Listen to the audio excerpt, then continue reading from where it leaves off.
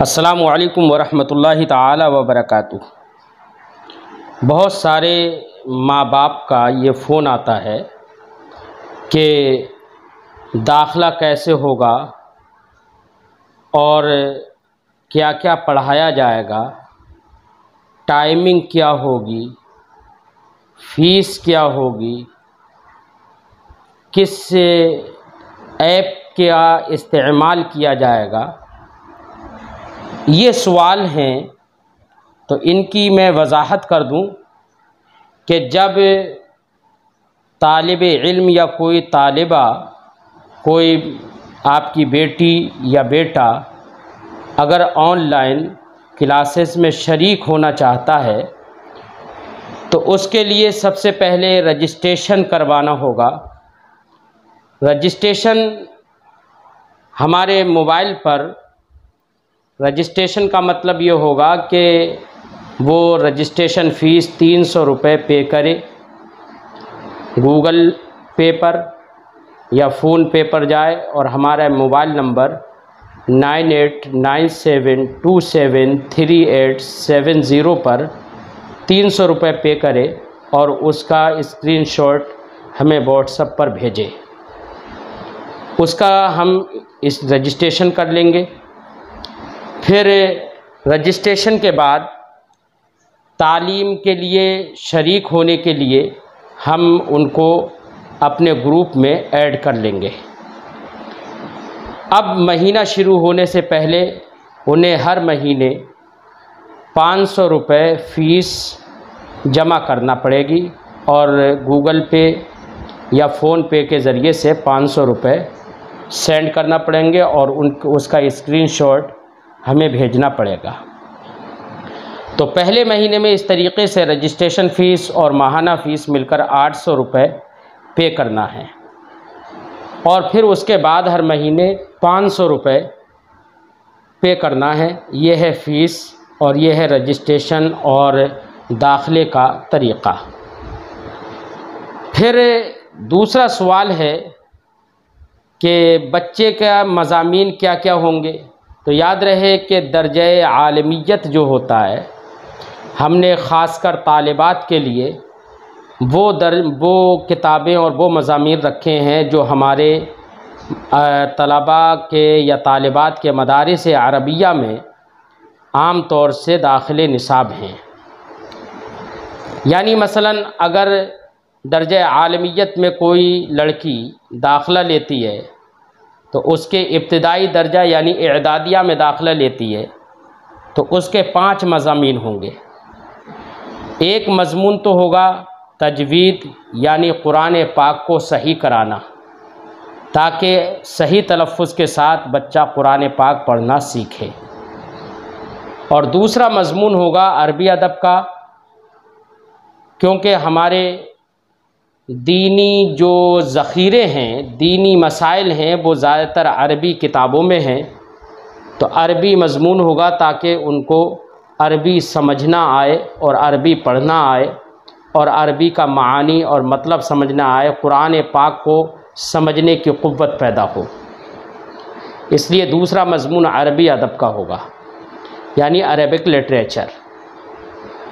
और तीसरा मज़मून फ़ारसी अदब का होगा यानी पर्शियन लिटरेचर, क्योंकि हमारी उर्दू ज़बान में सहाफ़त हो या तकरीर हो, ये उस वक्त तक नहीं आती है जब तक कि फ़ारसी ज़बान बच्चा सही से नहीं जानता है।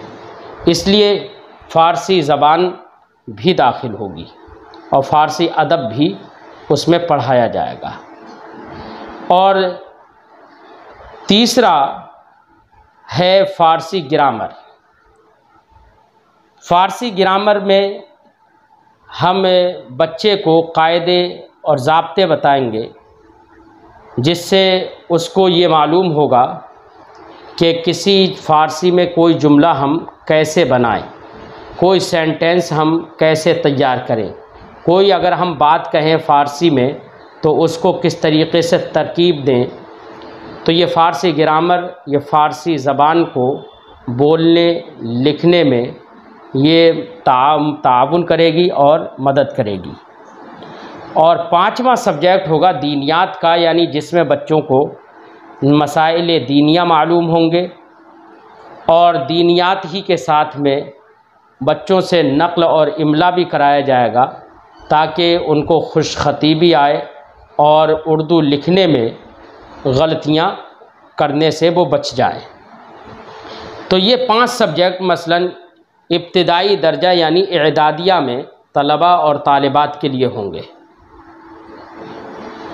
पहला जो हमने सब्जेक्ट बताया था तजवीद, तो तजवीद में हम मारिफतुत तजवीद अभी पढ़ाएंगे इब्तिदा में।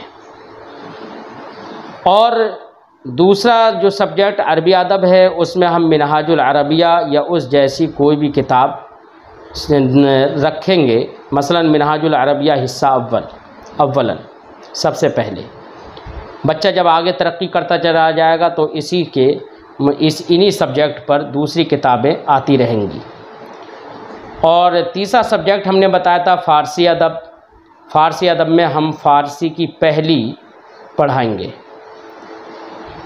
ऐसे ही चौथा सब्जेक्ट हमने फ़ारसी ग्रामर बताया था। फ़ारसी ग्रामर में हम तस्हीलुल मसादिर रखेंगे और बच्चों को तस्हीलुल मसादिर पढ़ाएंगे। 5वां सब्जेक्ट हमने दीनियात बताया था। दीनियात में हम अनवार शरीयत रखेंगे, उससे बच्चों को मसाइल और ज़रूरी बातें उन्हें मालूम होंगी और उसमें ही उसी किताब से नक़ल भी करवाएंगे और उसी किताब से इमला भी करवाएंगे ताकि बच्चों को उर्दू लिखना और लिखने में गलती करने से बच्चे बच जाएं। तो ये हैं मज़ामीन जो हम इब्तिदाई दर्जे में पढ़ाएंगे। और तीसरी बात है वक्त की कि टाइमिंग क्या रहेगी, वक्त क्या रहेगा। तो हमारे यहाँ पर 2 तरह के मौसम होते हैं, गर्मी का और ठंडक का। ठंडक में दिन छोटे होते हैं, गर्मी में दिन बड़े होते हैं। तो जब ठंडक में दिन छोटे होंगे तो उसमें हम कुछ सब्जेक्ट दिन में पढ़ाएंगे और कुछ सब्जेक्ट रात में पढ़ाएंगे, क्योंकि दिन में इतना वक्त नहीं मिलेगा। अब रही ये बात कि और गर्मी की जहाँ तक बात है तो गर्मी में दिन बड़े होते हैं, इसलिए सारे सब्जेक्ट दिन ही में पढ़ाए जाएंगे। अब दिन में या रात में टाइमिंग क्या रहेगी, तो इस ताल्लुक़ से हम ये बता दें कि अगर ठंडक का मौसम है, जैसे कि अब आने वाला ठंडक का ही मौसम है, दिन छोटे हो जाएंगे, तो उसमें 2 टाइम हमें पढ़ाना है। एक तो सब्जेक्ट हमें उन्हें पढ़ाना है दोपहर में, यानी 2 बजे से उनको पढ़ाएंगे और 1 घंटे तक एक सब्जेक्ट को पढ़ाएंगे। और एक सब्जेक्ट रात में पढ़ाएंगे, यानी मगरिब के बाद या इशा के बाद। और इस तरीक़े से ठंडक में ये 2 सब्जेक्ट इस तरीके से पढ़ाएंगे। और गर्मियों में दोनों सब्जेक्ट दोपहर ही में पढ़ाएंगे ताकि जो बच्चियां स्कूल भी जाती हों वो दोपहर तक अपने स्कूल से वापस आ जाएं और वो फिर इसमें तवज्जो दें। दूसरी बात यहाँ पर यह है कि 5 मज़ामीन हैं, लेकिन 5 मज़मून हम बच्चों के लिहाज से, छोटे बच्चे होते हैं इसलिए एक दिन में 5 मज़ामीन उनको नहीं पढ़ाएंगे, 5 सब्जेक्ट नहीं पढ़ाएंगे, बल्कि एक दिन में 2 सब्जेक्ट रखेंगे। यानी रोज़ाना 2 घंटे उन्हें पढ़ना है, रोज़ाना 2 सब्जेक्ट पढ़ना है उन्हें। 2 सब्जेक्ट आज पढ़ लिए, 2 सब्जेक्ट कल पढ़ लिए, 2 सब्जेक्ट परसों पढ़ लिए, इस तरीके से पढ़ाएंगे। और हफ्ते में 7 दिन तालीम होगी। और अगर कोई छुट्टी है, मसलन गवर्नमेंट की छुट्टी है या कोई त्यौहार है, उनमें छुट्टियां रहेंगी। और वैसे हफ्तावार जो छुट्टी है वो जुमे के दिन की छुट्टी रहती है। तो ये हुआ टाइमिंग का मसला। और एक मसला ये भी है कि किस चीज़ से पढ़ाएंगे। तो पढ़ाने को तो हम व्हाट्सएप पे भी ग्रुप बनाकर पढ़ा सकते हैं, टेलीग्राम पर भी ग्रुप बना के पढ़ा सकते हैं, लेकिन कोशिश ये करेंगे कि कोई भी टीचिंग ऐप लेकर उस पर पढ़ाएं। तो इस तरीके से पढ़ाएंगे कि जिसमें बच्चों से ये हिदायत कर दी जाएगी, बच्चों से कह दिया जाएगा कि वो अपने माइक म्यूट रखें और कोई वीडियो वगैरह ना करें। ऑडियो से पढ़ना है और बच्चों को समझना है, समझाना है। इस तरीके से टीचिंग ऐप का इस्तेमाल किया जाएगा। तो मैंने इस बार अपनी इस गुफ्तगू में आपको ये भी बता दिया कि कौन कौन से सब्जेक्ट पढ़ाए जाएंगे, ये भी बता दिया कि सब्जेक्ट किस किस दिन और किस किस टाइम पढ़ाए जाएंगे, ये भी बता दिया कि रजिस्ट्रेशन कैसे होगा, क्या होगा, और माहाना फ़ीस क्या होगी, रजिस्ट्रेशन फ़ीस क्या होगी, और कौन कौन सी किताबें पढ़ाई जाएंगी वो भी मैंने बता दिया।